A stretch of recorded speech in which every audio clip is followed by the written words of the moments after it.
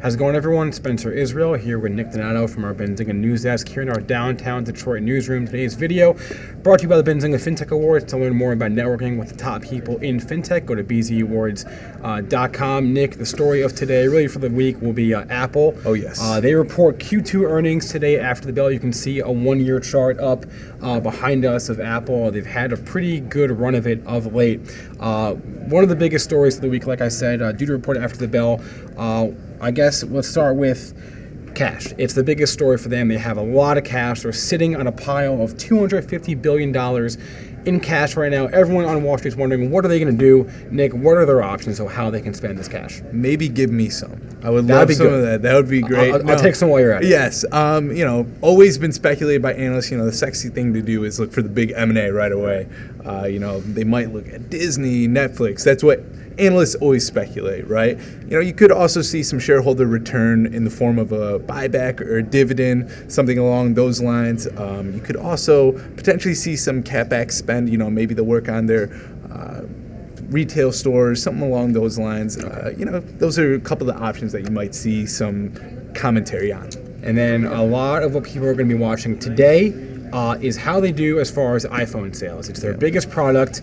Tell us a little bit about what we should be looking for when it comes to iPhone sales. So it's always speculated that, iPhone sales are slowing. Where's the growth going to come from? Obviously, before, it used to be China. China's starting to develop. Among the emerging markets, the next thing you might want to look for is India. Was up 18% last year. Definitely something that, huge population starting to come along as a country in terms of the economy. Maybe look for a little bit more growth there. So watching the iPhone sales growth in India. Speaking of their product portfolio, the iPhone, of course, Apple's biggest product. They've been criticized, Tim Cook has, since he's taken over, for not developing a dominant second product. We remember under Steve Jobs, they of course had the iPhone, the iPod, the iMac, not a lot in the way of the iPhone for Apple. What other potential products are maybe coming down the pipeline? They're very secret, of course, but what can we maybe be looking forward to? It's always a cynical thing to make fun of Tim Cook for not introducing the new products among the techies. One of the things that Macworld had mentioned, saw a report the other day, they think that a new iPad Pro might be coming to the fold. Okay. They just announced one, but they think another one might be on the way as they head into their new headquarters.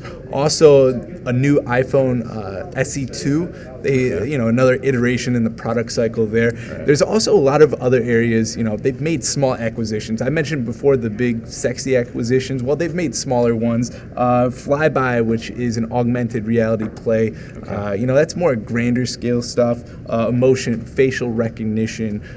That's a company that they acquired. Those are some of the broader things. It's also been rumored that they might introduce a car, or they might introduce Project Titan with the car. Yeah, Project Titan with the car. They have a couple other areas, AI and materials like that are way down the road. But the two things you really want to look forward to is the new iPad and then also the iPhone SE2. All right, make sure you tune into your Benzinga Pro News feed today at 4. Everyone on Wall Street will be watching what Apple reports for the quarter, so stay tuned to that. For more videos, turn to our YouTube channel, BZTV. Don't forget to like, comment, and subscribe. He's Nick. I'm Spencer. Have a good one.